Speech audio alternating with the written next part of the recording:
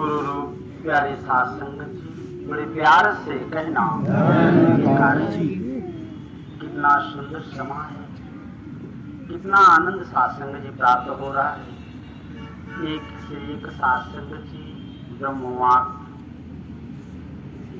शासन में भक्ति की भूख केवल भक्ति होती है, जिसमें भक्त और भगवान का साक्षात जी अगाध प्रेम छुपा हुआ है। शासन में जब भक्ति का आनंद जरूर चढ़ता है, मन आनंदित हो जाता है, दुनिया शासन में वीरान सी लगने लगती है।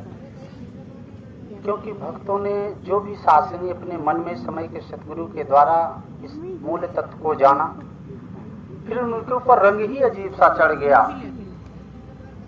कि जग जात शासनी जय जानत जग जात हेराई, कि जिसको जानने के बाद सारा संसार साध संगत जी मिथ्या लगने लगता है। भगवान जिसके विषय में सारा संसार भक्ति कर रहा है, मान तो प्रभु को ही रहा है, लेकिन शासनी सोच कहां से कहां ले जाके एक दूसरे के साथ विवाद में खड़ा कर देती है।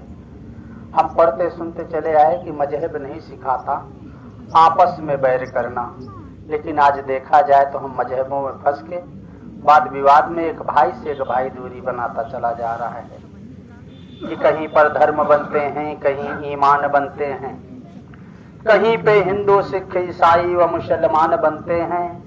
खबर कर दो सारे जहां को ऐसा कि ऐसा दर है, यहाँ पर केवल इंसान बनते हैं। अब शासनीय इंसान बनने की बात जो आती है, अजीब सी लगती है कि हम पहले से इंसान हैं, अब कैसे इंसान बनेंगे। तो शासन जी जब इंसान की शरीर में, इंसानी चोले में अगर इंसानियत ही ना रहे तो इंसान किस काम का। जिसके विषय में गोस्वामी तुलसीदास जी ने लिखा है कि भोजन निद्रा भोग भय ए पशु पुरुष समान, ज्ञान एक है नरन में ज्ञान बिना पशु जान। कि सारा काम जितना जानवर और इंसान का है देखा जाए तो केवल बराबरी में उतरता है। इंसान भी भोजन करता है तो जानवर भी भोजन करता है। अगर इंसान बच्चा पैदा करके अपने को श्रेष्ठ मानता है तो जानवर भी बच्चा पैदा कर लेता है।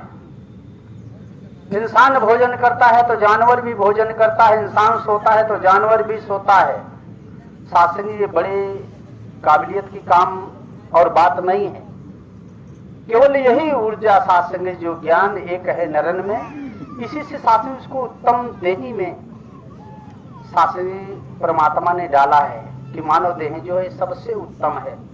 इसी मानव देही में रह के इंसान परमात्मा को जान सकता है, जान करके भक्ति कर सकता है और भक्ति के बाद शासनी 84 के बंध से निजात पा सकता है।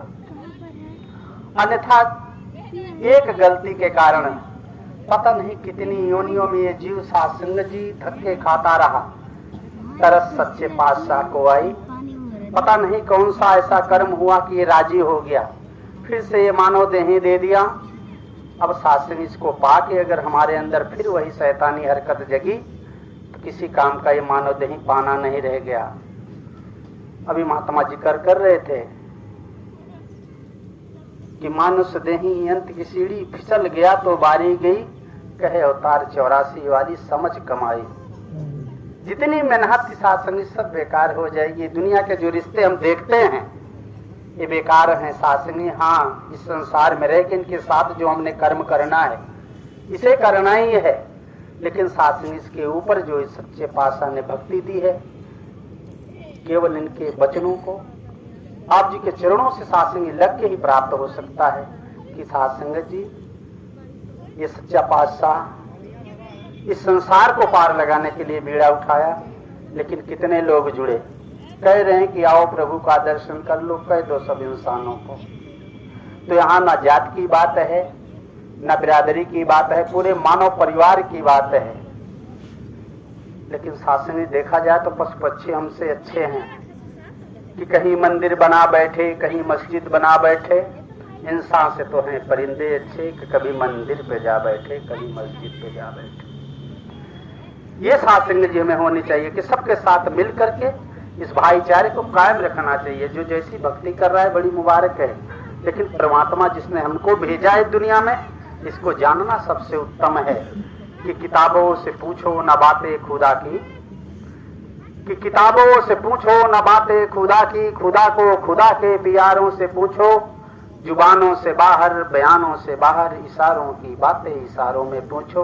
तो आज इशारा ही कर रहा है सच्चा पातशाह सतगुरु हमारा, केवल हम इशारे को समझे, इसके राज को जान करके इस जीवन को साथ में सार्थक बनाए, प्यार से कहना।